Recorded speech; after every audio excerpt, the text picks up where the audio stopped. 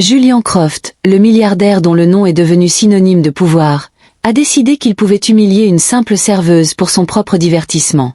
Il s'est moqué d'elle, l'a provoquée et lui a tendu un piège devant l'élite de la ville, s'attendant à ce qu'elle s'effondre sous sa pression. Mais il a commis une erreur fatale qu'il n'aurait jamais pu imaginer. La femme qui lui versait du vin était bien plus puissante qu'il ne pouvait le rêver. Il pensait lui donner une leçon sur sa place dans ce monde, mais il allait découvrir la vérité écrasante sur la sienne. La Cuillère d'Or n'était pas un simple restaurant. C'était un symbole, perché au sommet de la Sterling Tower au cœur de Manhattan, avec des baies vitrées du sol au plafond offrant une vue divine sur les lumières de la ville, un tapis scintillant déroulé pour sa clientèle. Dans l'air flottait l'énergie du pouvoir, tintement de verre en cristal, argenterie contre porcelaine, conversations feutrées sur des contrats de milliards et des murmures de milliers de secrets. C'était l'endroit où les fortunes se faisaient et où les réputations se brisaient autour d'une assiette de foie gras poêlé. Et au milieu de ce théâtre luxueux, Amelia se sentait comme une imposture. Les 6 derniers mois, sa vie avait été un spectacle soigneusement orchestré. Le jour, elle n'était qu'une serveuse parmi tant d'autres, glissant entre les tables dans son uniforme noir strict. Elle connaissait le menu par cœur, pouvait recommander le vin parfait pour accompagner un sébaste chilien, et avait maîtrisé l'art d'être visible uniquement quand on avait besoin d'elle. Son sourire était poli mais réservé, ses mouvements efficaces et discrets. Ses collègues la connaissaient comme une fille calme et travailleuse venue de la campagne, qui économisait pour ses études. Une histoire si banale qu'elle en devenait presque invisible. C'est exactement ce qu'elle recherchait. L'anonymat était un luxe qu'elle n'avait pas connu pendant 24 ans, et elle le chérissait plus que n'importe quel fonds fiduciaire ou domaine familial. Pourtant, ce soir-là, sa protection si soigneusement construite semblait effrayante de fragilité. Sa section incluait la table numéro 7, la place la plus convoitée du restaurant, nichée dans une alcôve semi-privée avec la meilleure vue sur l'horizon. Et à la table numéro 7 était assis Julian Croft. Amelia n'avait pas besoin qu'on lui explique qui il était. Son visage ornait les couvertures de Forbes et Fortune, un Midas moderne dont la société Kraft Innovation était à la pointe de l'intelligence artificielle et des biotechnologies. Jeune, d'une beauté saisissante, il irradiait l'arrogance comme de la chaleur. Sa façon de se tenir n'avait pas la calme assurance des vieilles fortunes, mais la démarche prédatrice d'un homme qui s'était hissé au sommet et prenait plaisir à piétiner ceux qui restaient en bas. Il dînait avec 2 compagnons tout aussi chers et polis, cheveux gominés en arrière, costumes sur mesure et regards qui évaluaient tout et tout le monde avec une étiquette de prix.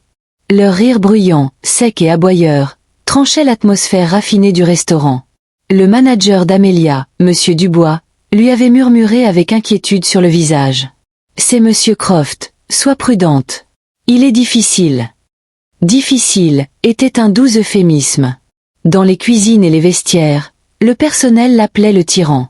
Il était célèbre pour ses commandes impossibles, son attention microscopique au service et son plaisir cruel à trouver des défauts. Quand il était satisfait, les pourboires étaient généreux, mais sa satisfaction était rare et capricieuse. Le plus souvent, il laissait derrière lui des employés désemparés et des avis assassins sur Internet. Amelia prit une profonde inspiration et s'approcha de la table, carnet à la main. « Bonsoir, messieurs. Je m'appelle Amelia et je serai votre serveuse ce soir. Puis-je vous proposer de l'eau ?» Julian Croft ne daigna même pas la regarder. Il faisait tourner son verre contenant un liquide ambré, le regard perdu sur la ville en contrebas. « 3 verres de Château Margaux 1982, répondit l'un de ses compagnons, Marcus. Et ne nous envoie pas Amelia. Si tu ne sais pas ouvrir une bouteille correctement, ne te fatigue pas. C'était le premier test. Château Margaux 1982. Un millésime légendaire dont une bouteille valait plus que son salaire annuel. Il exigeait un maniement délicat, presque révérencieux, quelque chose que Marcus pensait qu'elle ne pouvait posséder. « Bien sûr, monsieur », répondit Amelia d'une voix égale. Elle ne sia pas. Elle avait passé un été à Bordeaux, décanté des vins plus vieux que son père pour des invités de haut rang. Elle savait exactement comment manipuler la bouteille sans abîmer le vin ni déranger le dépôt. Quand elle revint avec la bouteille enveloppée dans une serviette blanche impeccable, elle la présenta à Julian. Il daigna enfin lever les yeux. Son regard d'acier froid glissa de l'étiquette à son visage. Dans son expression passa non pas du respect, mais une légère curiosité méprisante, comme un scientifique observant un spécimen. Elle exécuta le rituel avec une grâce parfaite. Le tire-bouchon entra avec un soupir doux. Le bouchon fut extrait proprement, sans miettes, et posée à côté de son verre. Elle versa un peu de vin pour la dégustation. Il fit tourner le verre, inspira l'arôme avec un geste exagéré, puis enfin but une gorgée.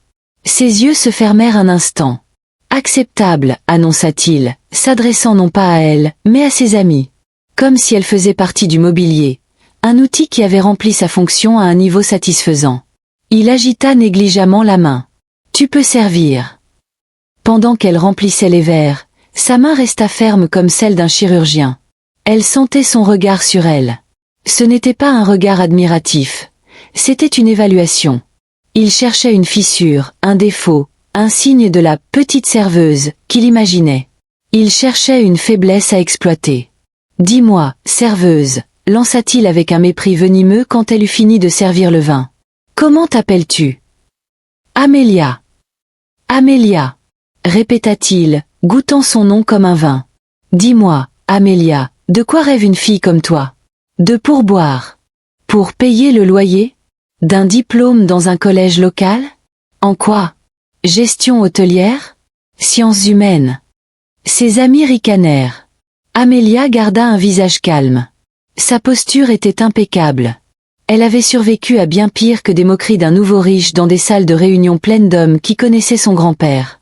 Je rêve simplement de vous offrir un excellent service ce soir, monsieur, répondit-elle d'un ton neutre, presque robotique.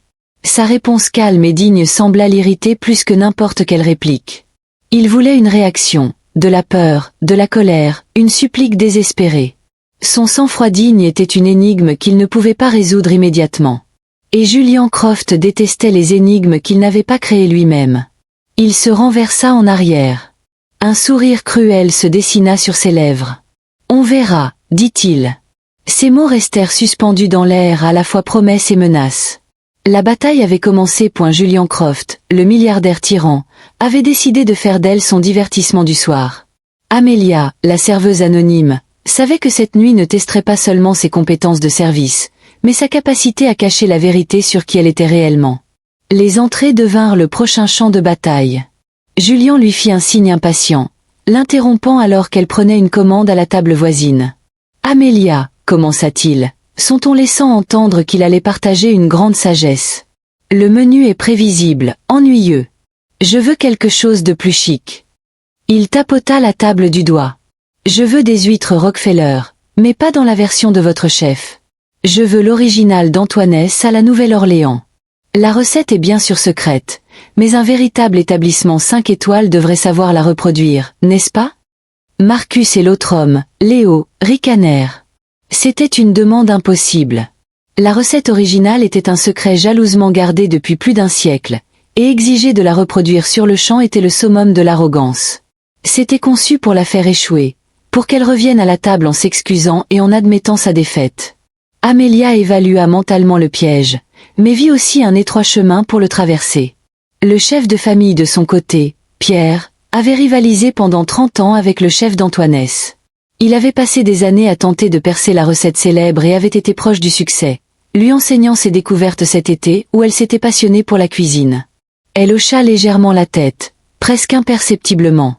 La recette d'Antoinesse est vraiment complexe, monsieur. Le mélange spécial d'herbes est célèbre pour son mystère. Je vais en parler au chef Renaud et voir ce que nous pouvons faire. Elle ne promit pas le succès, mais n'admit pas non plus la défaite. Julian la suivit du regard avec un sourire narquois. Il s'attendait à ce qu'elle revienne dans 2 minutes avec des excuses. Amélia entra dans la cuisine, symphonie chaotique de poêles qui crépitent et de commandes criées. Elle alla directement vers le chef, un homme talentueux mais colérique nommé Renaud. « La table cette demande l'impossible », dit-elle calmement en expliquant la requête de Julian. Le visage de Renaud devint rouge. « Croft, ce porc. Dis-lui d'aller à la Nouvelle-Orléans. C'est ma cuisine, pas une cantine pour les caprices d'un milliardaire. »« Je sais », répondit Amélia d'une voix calme et ferme. « Mais et si nous pouvions? Je sais que la clé n'est pas le persil. C'est un mélange de cresson, de feuilles de céleri et d'estragon avec une touche d'anis. La chapelure vient de baguettes d'hier, grillées avec du parmesan et du paprika. » Renaud se figea. Son fouet s'arrêta en l'air. Il la fixa. La curiosité du chef l'emporta sur sa colère. « D'où sais-tu ça? »« Un ami de la famille, » mentit-elle avec aisance. On peut essayer. Intrigué, Renaud hocha la tête. Retourne en salle. Donne-moi 20 minutes. Amélia retourna en salle. Les 20 minutes suivantes furent un cours magistral d'esquive silencieuse. Elle remplissait leur verre d'eau au moment précis où ils étaient presque vides, anticipait leurs besoins de pain, se déplaçait autour de leur table avec une efficacité fantomatique, sans donner à Julien une nouvelle cible. Il devenait visiblement irrité. Ses doigts tambourinaient nerveusement sur la nappe. Quand elle sortit enfin de la cuisine avec un plateau d'argent, les 3 hommes se turent. Elle posa devant chacun une assiette de 6 huîtres parfaitement gratinées. Elles grésillaient, couvertes d'une sauce vert vive bouillonnante et d'une croûte dorée. L'arôme était enivrant. Julien prit sa fourchette. Son visage exprimait un mélange de surprise et de suspicion. Il mordit. Ses yeux s'agrandirent légèrement.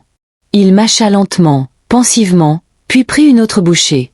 Il regarda Marcus, puis Léo. Il ressentait la même chose. Ce n'était pas une copie exacte, c'était impossible, mais c'était étonnamment proche. Le plat était complexe, délicieux et clairement une version non standard du menu. Putain de merde, murmura Léo, oubliant un instant où il était. Julien posa sa fourchette. Il n'était pas satisfait. Il était furieux. Elle avait réussi le test. Elle avait refusé d'être un pion dans son jeu. Il la regarda. Ses yeux se plissèrent. Ce n'était plus un divertissement. C'était une question de domination. Heureuse intuition du chef, je suppose, dit-il avec dédain. Passons maintenant au plat principal. Il fit une pause pour l'effet dramatique. Je veux une alouette entière rôtie. Un frisson parcourut Amélia. Aux tables voisines, où la demande fut entendue, on entendit de légers soupirs. L'alouette, un minuscule oiseau chanteur, était un mets français cruel et controversé. Sa préparation et sa consommation étaient interdites en France depuis des décennies et prohibées dans l'Union européenne. C'était un acte de gourmandise barbare clandestine, symbole de luxe illégal. Demander cela ici, au cœur de New York, n'était pas seulement un test. C'était une provocation perverse. Monsieur, dit Amélia. Sa voix perdit pour la première fois sa chaleur et devint froide et tranchante. La vente et la consommation d'alouettes sont illégales aux États-Unis, comme dans la plupart des pays du monde. Nous ne la servirons en aucun cas. Julien se pencha en avant. Un sourire venimeux se dessina sur son visage. C'était la réaction qu'il cherchait. Il avait trouvé la ligne qu'elle ne franchirait pas, la règle à laquelle elle se raccrocherait. Les lois, ricana-t-il, sont pour les petites gens, pour les serveuses. Ce sont des recommandations pour des gens comme moi. Je n'ai pas demandé si c'était légal. J'ai demandé si vous pouviez le servir. Et apparemment, la réponse est non. La réputation de votre établissement selon laquelle vous satisfaites tous les désirs des clients semble exagérée. Il regarda ses amis. Peut-être devrions-nous aller chez Pierre. Il attaquait le restaurant en se servant d'elle comme d'une arme. Il essayait de lui attirer des ennuis avec le manager, de montrer que son strict respect des règles lui coûterait cher, à elle et à son employeur. Avant qu'elle puisse répondre, Monsieur Dubois apparut à ses côtés. Son visage était pâle. Monsieur Croft, y a-t-il un problème? Votre serveuse refuse d'exécuter une simple demande, dit Julien avec une fausse innocence offensée. Amélia tint bon. Monsieur Croft a demandé un plat illégal. Je lui ai expliqué que nous ne pouvions pas le servir. Dubois regarda le visage satisfait de Julien, puis le visage déterminé d'Amélia. Il se retrouvait entre le marteau et l'enclume, le client le plus précieux et le plus explosif, et la loi. Peut-être avez-vous mal compris, Amélia, dit Dubois d'une voix suppliante. Allez voir le chef, voyez ce qu'il peut proposer en alternative. C'était un ordre, une tentative désespérée de satisfaire Julien. Mais Amélia savait que ce n'était plus une question de nourriture, mais de principe. Partir maintenant signifierait capituler. Cela signifierait le laisser gagner. Elle regarda Julien directement, par-dessus son manager, par-dessus le décor luxueux et les regards curieux des clients. Il n'y a pas d'alternative à la cruauté, monsieur, dit-elle. Sa voix était basse mais portait une autorité qui fit taire la table. Et il n'y a pas de prix que vous puissiez payer pour faire de nous des complices. L'air crépita de tension. Le visage de Julien Croft, jusqu'alors masque de satisfaction amusée, se figea en un masque de pure rage. La petite serveuse ne lui avait pas seulement tenu tête, elle l'avait condamné. Et il était un homme qui ne tolérait jamais le jugement. Les tests étaient terminés. Maintenant il allait simplement l'humilier. L'atmosphère à la table numéro 7 devint toxique. La colère de Julien était palpable, un rayonnement froid qui rendait l'air mince et tranchant. Il avait été publiquement défié, non pas avec des excuses balbutiantes, mais avec une condamnation calme et ferme. Le jeu n'était plus amusant. C'était désormais une question de restauration de sa domination. Il laissa le silence s'étirer, savourant le malaise de M. Dubois qui transpirait visiblement sous la pression. Le regard de Julien restait rivé sur Amélia, comme un prédateur évaluant sa proie. « Très bien, dit-il enfin. » Sa voix était tranchante et dangereuse. Il désigna nonchalamment la carte des vins. « Si vous ne pouvez pas gérer une simple demande culinaire, peut-être pouvez-vous gérer une demande financière. » Une bouteille de Screaming Eagle Cabernet 1992. C'était un nouveau coup pour le pouvoir. Le Screaming Eagle 1992 était l'un des vins les plus chers et cultes au monde. Une bouteille se vendait aux enchères pour des dizaines de milliers de dollars. La cuillère d'or en possédait exactement une, plutôt un objet d'exposition qu'un produit à vendre, listé au menu pour un prix ahurissant de 50 000 dollars. Julien ne la commanda pas pour la boire, mais pour brandir sa richesse comme une arme. Monsieur Dubois faillit s'étouffer. « Bien sûr, Monsieur Croft, tout de suite. » Il se précipita vers la cave à vin, heureux de pouvoir s'échapper. Amélia resta près de la table. Sa posture ne changea pas. Elle avait déjà vu ce genre de comportement. Les hommes utilisaient l'argent à la place du caractère. C'était pathétique, mais elle refusait de se laisser intimider. Pendant qu'ils attendaient, Julien se renversa en arrière et parla à ses amis, bien que ses mots soient clairement destinés à Amélia. C'est étonnant, n'est-ce pas? Le fossé des classes. Certains passent leur vie à verser du vin, tandis que d'autres dépensent pour une seule bouteille plus que ces gens ne gagnent en un an. C'est l'ordre naturel des choses. L'ambition, la motivation, l'instinct de tueur. Certains l'ont. Il marqua une pause. Son regard glissa vers Amélia. D'autres non. Amélia resta silencieuse. Elle se tenait comme un gardien silencieux et patient. Son silence était à la fois son bouclier et son épée. Il le rendait nerveux, le privant de la satisfaction d'une réaction. Monsieur Dubois revint, portant la bouteille légendaire avec le respect habituellement réservé aux reliques saintes. Derrière lui suivait le sommelier, un Français fier nommé Jean-Luc, avec un décanteur en velours prêt. Cette fois, le rituel fut exécuté par Jean-Luc, visiblement nerveux. Ses mains tremblaient légèrement pendant qu'il se préparait à ouvrir la bouteille inestimable. Julien le surveillait comme un faucon. Doucement, Jean-Luc. Un seul faux mouvement et c'est plus que ton travail. Mais Julien n'en avait pas encore fini avec Amélia.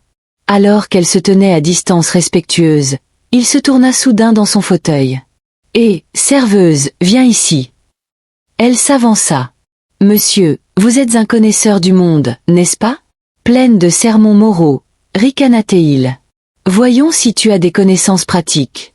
Je pense à acheter une petite entreprise de robotique. Il prévoit un chiffre d'affaires de 40 millions dans 5 ans, mais leur valorisation actuelle est de 200 millions. Avec un multiple standard de 8x, ils sont surévalués, mais leur brevet sur les neurointerfaces pourrait révolutionner le marché. Alors dis-moi, Amélia de la Campagne, est-ce un bon investissement?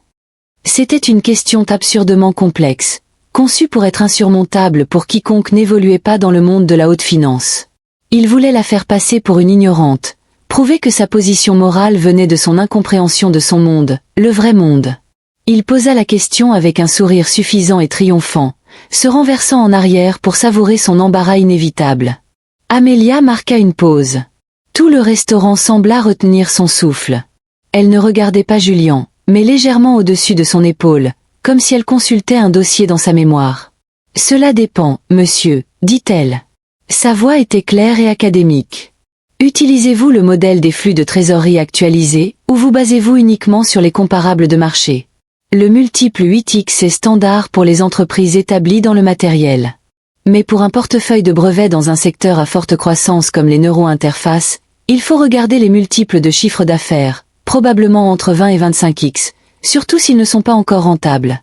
La valorisation ne porte pas sur les bénéfices actuels, mais sur leur marché adressable total et leur protection contre la concurrence. Vous devez également faire une due diligence sur la solidité de leurs brevets et le niveau des coûts en R&D. Une valorisation à 200 millions pourrait même être intéressante. Silence. Un silence assourdissant, absolu. La mâchoire de Julian, jusqu'alors arrogante, s'affaissa lentement. Ses amis, Marcus et Léo, la regardaient comme si des ailes lui avaient poussé.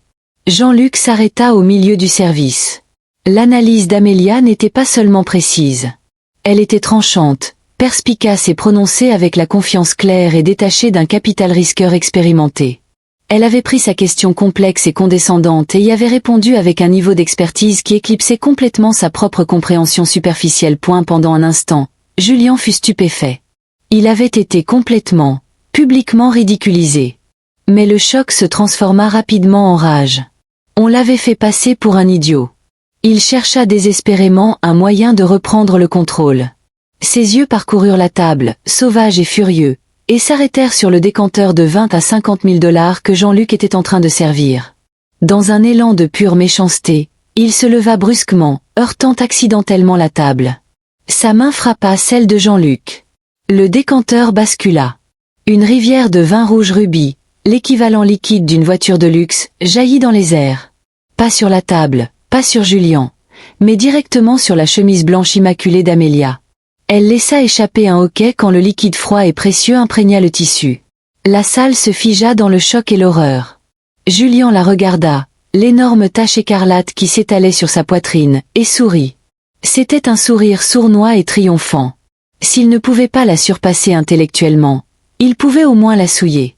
Il pouvait lui rappeler qu'elle n'était qu'une serveuse qu'on pouvait salir et détruire selon son bon plaisir. « Oh mon Dieu !» dit-il, sa voix dégoulinant de fausse sincérité. « Comme je suis maladroit. Tu devrais faire attention où tu te tiens. » Il plongea la main dans sa poche, sortit une épaisse liasse de billets et en compta un de 100 $. Il le lui tendit. Ça devrait suffire pour le pressing. C'était l'insulte finale. Ce n'était pas une excuse. C'était le dernier geste de pouvoir, le sous-entendu que son dignité, son uniforme, elle-même pouvait être achetée et nettoyée pour une bouchée de pain. Amélia regarda la tâche, puis son visage narquois. Son sang-froid, qui avait été son armure toute la soirée, finit par craquer. Mais dans ses yeux il n'y avait pas de larmes. C'était quelque chose d'autre, froid et ancien. Alors qu'elle se tenait là, imprégnée de vin précieux, un petit médaillon élégant caché sous son col devint visible. C'était un simple médaillon en argent, ancien et usé, mais la gravure dessus était reconnaissable. Un blason avec un lion et une rose des vents. Un blason que l'on n'avait pas vu dans la haute société new-yorkaise depuis des années. Un blason appartenant à l'une des plus anciennes familles de la ville, une famille que l'on croyait retirée dans un oubli tranquille et reclus. À l'autre bout de la salle, un homme âgé qui dînait seul se leva. Il s'appelait Alistair Finch, exécuteur du plus grand et plus fermé des family trusts du pays. Ses yeux étaient rivés non pas sur le milliardaire, mais sur le médaillon au cou de la serveuse. « Mon Dieu !» murmura-t-il. Sa voix tremblait d'incrédulité. Amélia Davenport. Le nom resta suspendu dans l'air, électrique et impossible. Davenport. Ce nom résonnait rarement dans les cercles bruyants et criards des nouvelles fortunes où dominait Julian Croft. Les Davenport étaient un vestige d'une époque révolue, l'une des premières familles hollandaises qui avait construit New York, passant d'un poste commercial boueux à une mégapole mondiale. Leur richesse ne résidait pas dans des actions volatiles, des technologies ou des rachats à effet de levier. Elle résidait dans la terre même sur laquelle la ville était construite. Ils possédaient d'immenses parcelles d'immobilier d'élite, contrôlaient des parts dans des institutions discrètes et inégalées, et leur fortune se mesurait non pas en milliards, mais en générations. Ils étaient si riches qu'ils n'avaient plus besoin d'afficher leur richesse. Julian Croft connaissait ce nom. Tout le monde le connaissait. Il était prononcé avec révérence, comme on parle d'une famille royale ou d'un mythe. Mais la famille était restée extrêmement discrète pendant des décennies, dirigée par un patriarche reclus, et la jeune génération était pratiquement inconnue. L'esprit de Julian tournait à plein régime pour assimiler l'information. Il passait du visage choqué d'Alistair Finch à la serveuse tachée de vin. C'était absurde. C'était une coïncidence, une erreur d'identité. Il s'accrochait à cette explication parce que l'alternative était impensable. « Alistair, de quoi diable parles-tu » parvint-il à dire en forçant un rire. « Tu as trop bu de Bourgogne. Ce n'est qu'une serveuse. » Mais Alistair Finch ne l'entendait même pas. Il se dirigeait déjà vers eux. Ses pas étaient déterminés, avec une agilité surprenante pour son âge. Il s'arrêta juste devant Amelia. Ses yeux bleus, vifs et intelligents, étudièrent son visage. Il ignora complètement le milliardaire à côté. « C'est bien toi ?» dit Alistair. Sa voix était pleine de révérence et d'un profond soulagement. Il regarda le médaillon, puis de nouveau ses yeux. « Ton grand-père, nous étions tous morts d'inquiétude depuis 2 ans. Pas un mot. Nous pensions. » Il s'interrompit. Son sang-froid vacilla. La propre digue soigneusement construite d'émotions d'Amelia commença à céder sous la chaleur et la familiarité de son regard. C'était Alistair, le plus vieil ami de son grand-père, son conseiller le plus fidèle, l'homme qui la faisait sauter sur ses genoux quand elle était enfant. Le voir ici, dans cet endroit, à ce moment précis, fut comme un coup de foudre dans son âme. « Alistair » murmura-t-elle à peine audible. « Qu'est-ce que tu fais ici ?»« Ce que je fais ici » s'exclama-t-il. Sa voix monta dans un joyeux incrédulité. « Je dîne. La question est, ma chère enfant, qu'est-ce que tu fais ici, habillée dans cet uniforme, en laissant ce ?» Il finit enfin par regarder Julian, et toute chaleur disparut, remplacée par un mépris glacial, bien plus dévastateur que la fausse colère de Julian. Julian ressentit une véritable pointe de peur. Alistair Finch n'était pas simplement un vieil homme, c'était un lion de Wall Street, un avocat d'affaires légendaire dont le cabinet Finch, Moore et Lambert détenaient la clé de certaines des plus grandes fortunes du monde. Se retrouver sous ce regard était comme sentir une guillotine tester votre cou. « Il semble qu'il y ait eu un malentendu », marmonna Julian, essayant de reprendre le contrôle. « Nous avons eu un différend avec cet employé. »« Un différend », répéta Alistair. Sa voix était dangereusement basse. « Je vois. Et ta façon de résoudre un différend avec une jeune femme est de l'humilier publiquement et de ruiner ses vêtements. Stratégie audacieuse, Croft. Voyons comment cela va tourner pour toi. » La menace était sans équivoque. Marcus et Léo commencèrent à s'éloigner discrètement de leur ami. Leurs visages pâlirent. Ils étaient des requins, mais ils reconnaissaient l'odeur du Léviathan quand il apparaissait dans l'eau. Amelia posa une main sur l'épaule d'Alistair. « S'il te plaît, Alistair, pas ici. » Son toucher sembla l'apaiser. Il se tourna vers elle. Son expression s'adoucit à nouveau. « Amelia, ton grand-père était mort d'inquiétude. Il a remué ciel et terre pour te retrouver. Pourquoi t'es-tu enfui? Pourquoi ne nous as-tu pas dit où tu allais ?» C'était la question qu'elle redoutait et qu'elle avait répétée pendant 2 ans. « Je devais le faire, » dit-elle. Sa voix reprit un peu de force. « Je devais savoir si je pouvais être simplement Amelia.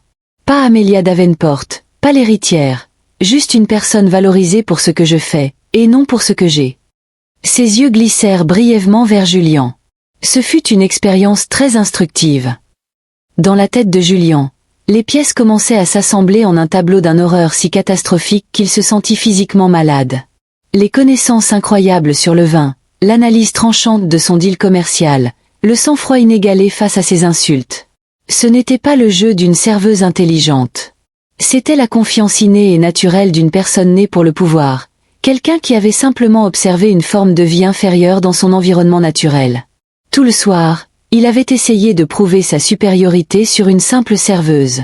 Maintenant il affrontait la réalité écrasante. Il n'était même pas son égal.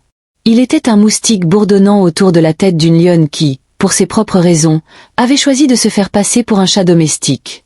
Son humiliation ne se limitait plus à une réplique spirituelle ou à un verre de vin renversé. Elle était existentielle. C'était la destruction complète et absolue de sa propre perception de lui-même. Il regarda le billet de $100 encore serré dans sa main. Le geste qui, quelques minutes plus tôt, semblait le sommet de son pouvoir, paraissait maintenant le plus pitoyable et stupide acte de sa vie. Il avait essayé d'acheter la dignité d'une femme qui pouvait acheter et revendre sa société avant son café du matin sans même remarquer la dépense. « Je ne comprends pas », dit-il faiblement, sans s'adresser à personne en particulier. Alistair tourna vers lui son regard glacial. « Et je pense que tu ne fais que commencer à comprendre, Monsieur Croft. » Puis il offrit son bras à Amelia, comme s'il escortait une princesse hors d'une prison. « Viens, ma chère, il est temps de rentrer à la maison.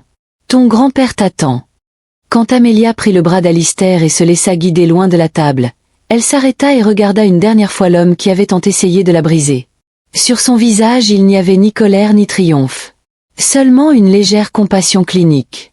Au fait, Monsieur Croft, dit-elle d'une voix calme et ferme. Cette entreprise de robotique est un mauvais investissement.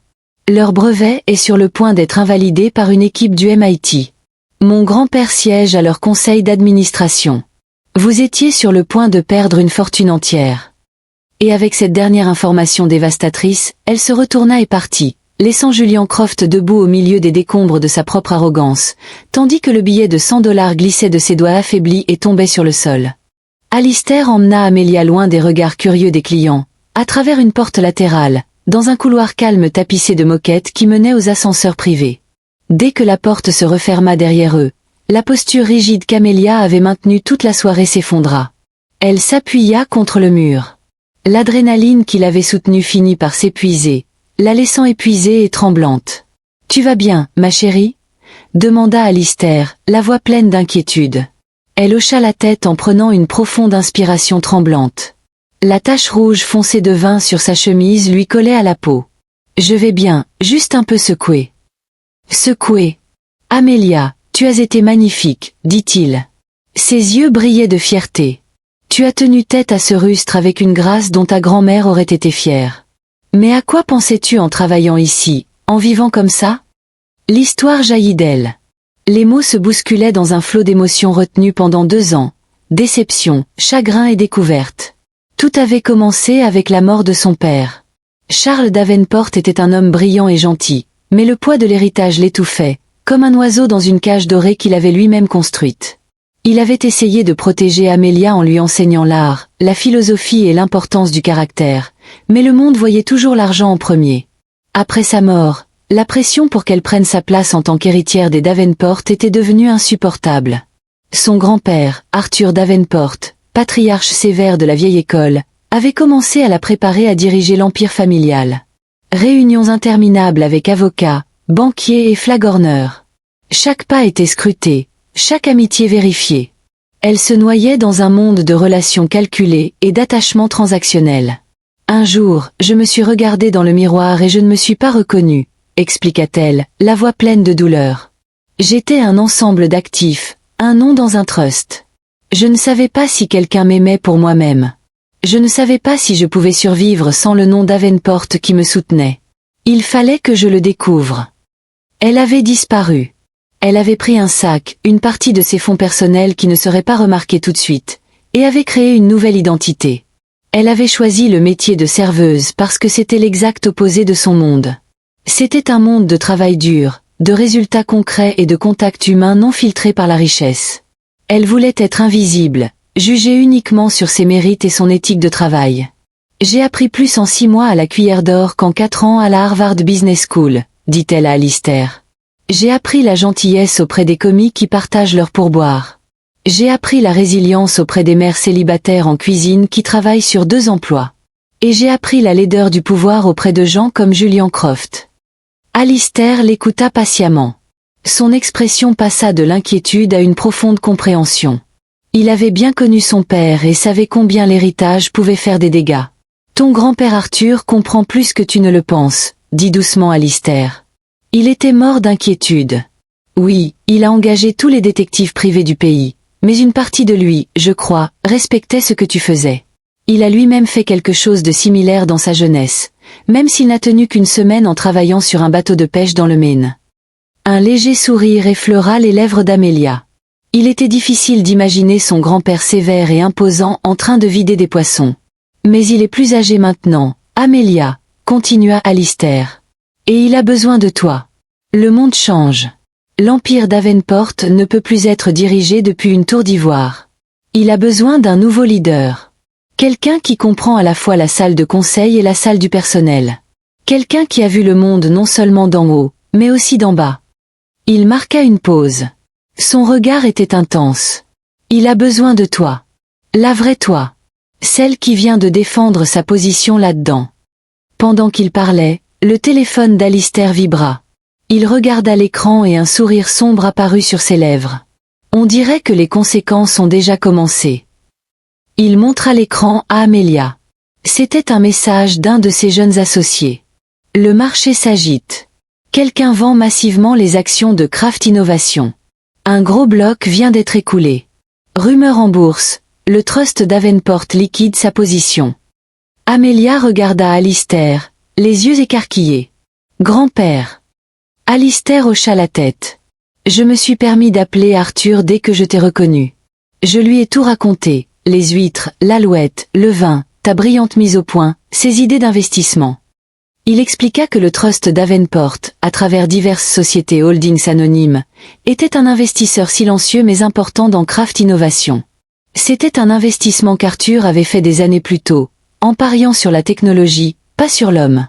Les instructions d'Arthur étaient simples, dit Alistair avec une lueur prédatrice dans les yeux. Vendre toutes les actions et s'assurer que la presse sache pourquoi. Les conséquences furent dévastatrices. Il ne s'agissait pas seulement du cours de l'action.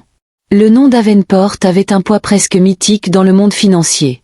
S'il sortait d'une entreprise, c'était le signal d'un échec catastrophique en matière de leadership ou d'éthique. Personne ne se souciait des détails de la dispute au restaurant. Ils entendraient seulement que Julian Croft avait, d'une manière ou d'une autre, contrarié les Davenport. C'était une condamnation à mort dans le monde de la haute finance. L'ascenseur arriva avec un doux tintement. Ses portes s'ouvrirent, révélant un intérieur luxueux aux panneaux de bois.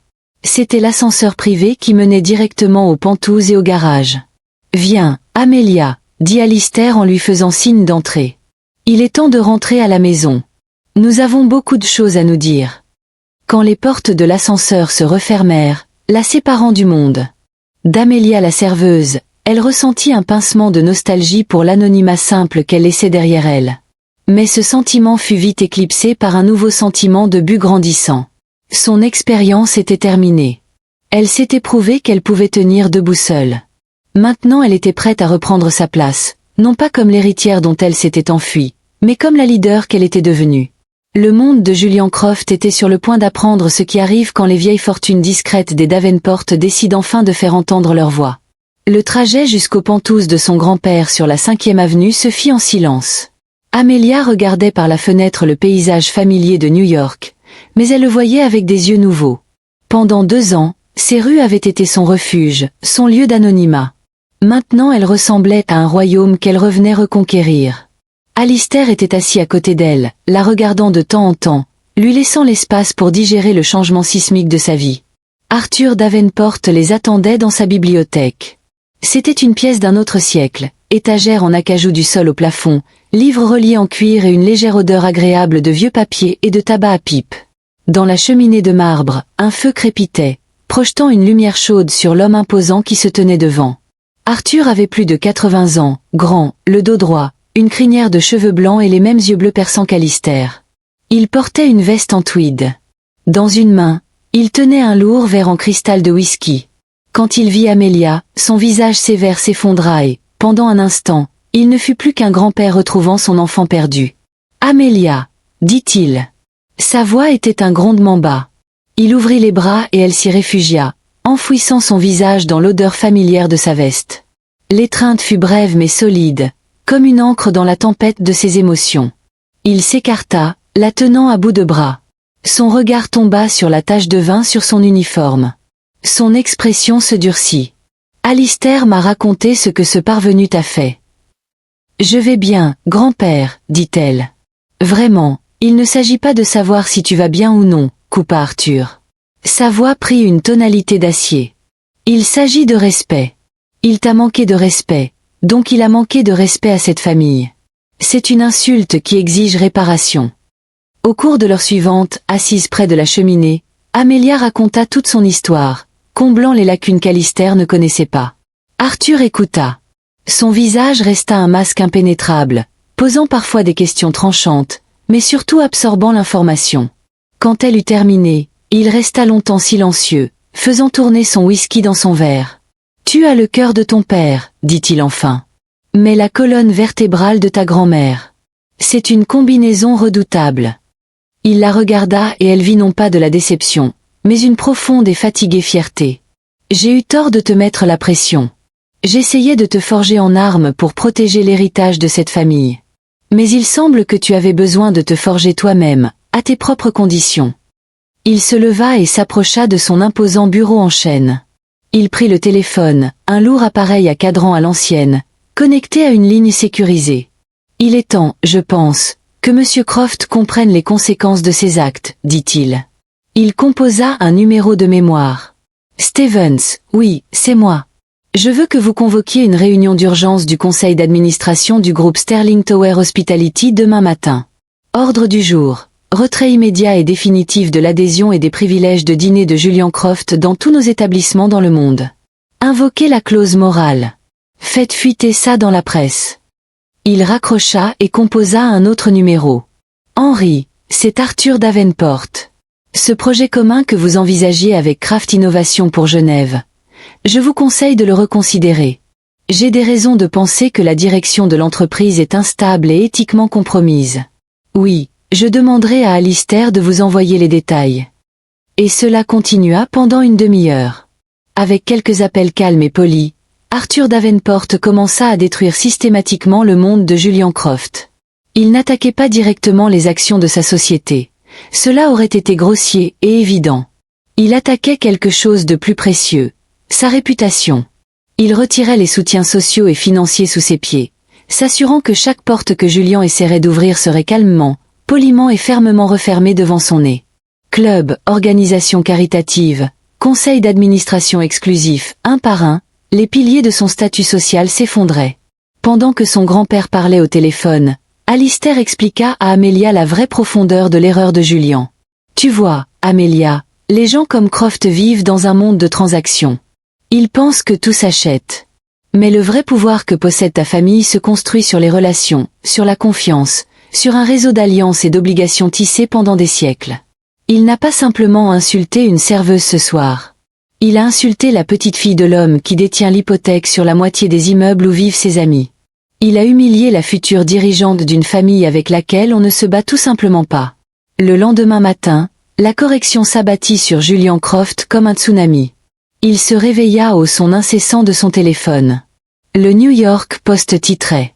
Le magnate de la tech Croft expulsé d'un club élitiste pour comportement répugnant. L'article était avare de détails mais plein d'allusions dévastatrices, citant des sources anonymes qui décrivaient l'incident comme une grossièreté publique et un mauvais traitement du personnel. Son téléphone explosait d'appels.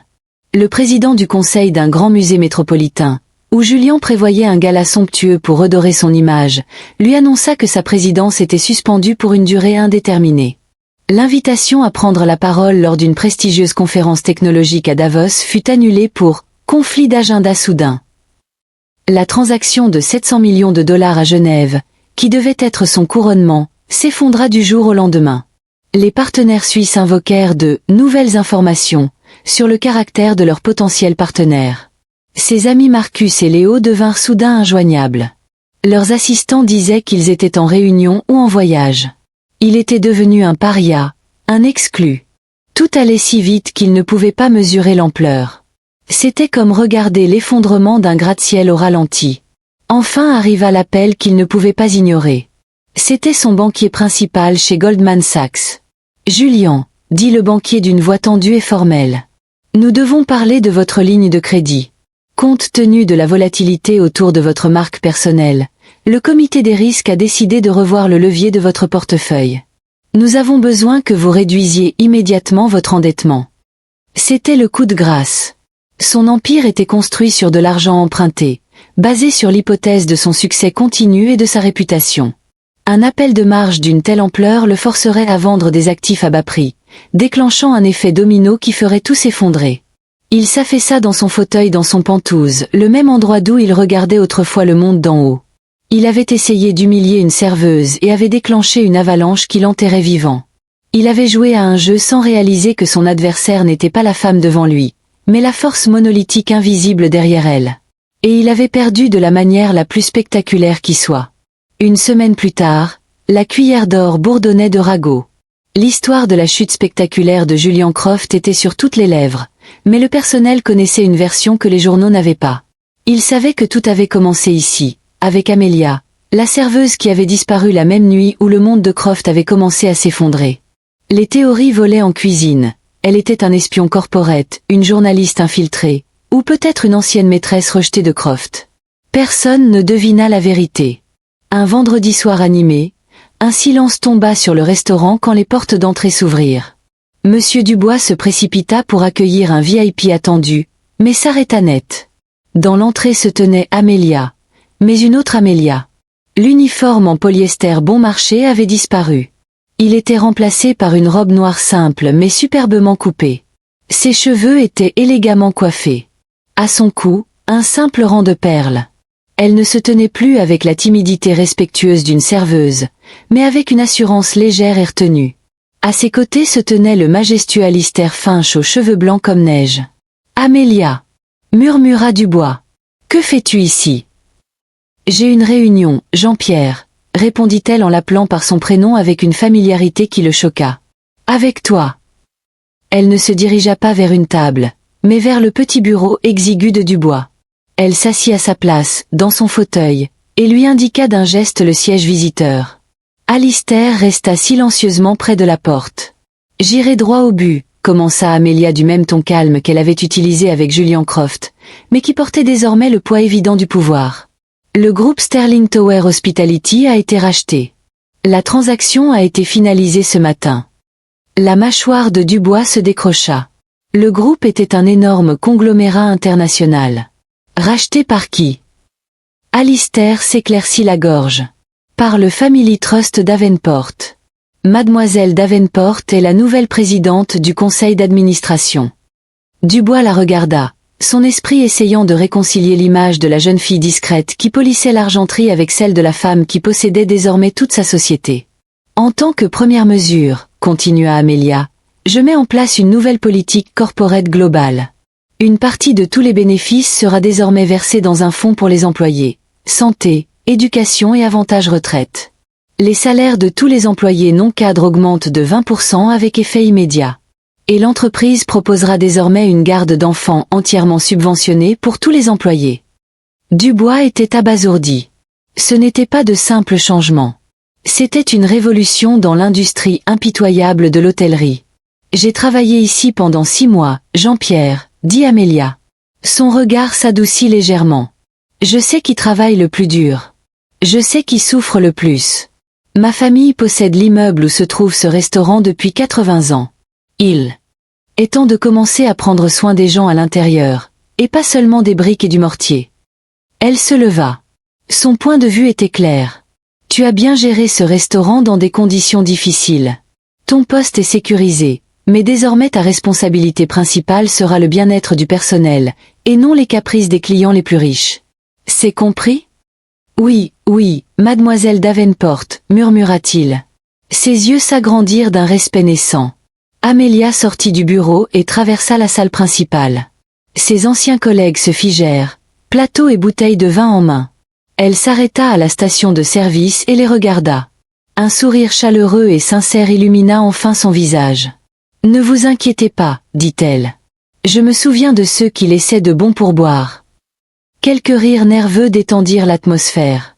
Elle était leur patronne maintenant, mais elle restait Amélia, la fille qui avait travaillé à leur côté. Sa dernière étape fut la table numéro 7. Elle était vide, avec une seule rose blanche dans un vase au centre. Elle resterait vide, silencieuse, symbole permanent que certaines limites, une fois franchies, ne peuvent jamais être effacées. Quand elle sortit du restaurant dans l'air frais de la nuit, Amélia ressentit une paix qu'elle n'avait pas connue depuis des années. Elle n'avait pas seulement repris son nom, elle l'avait redéfini.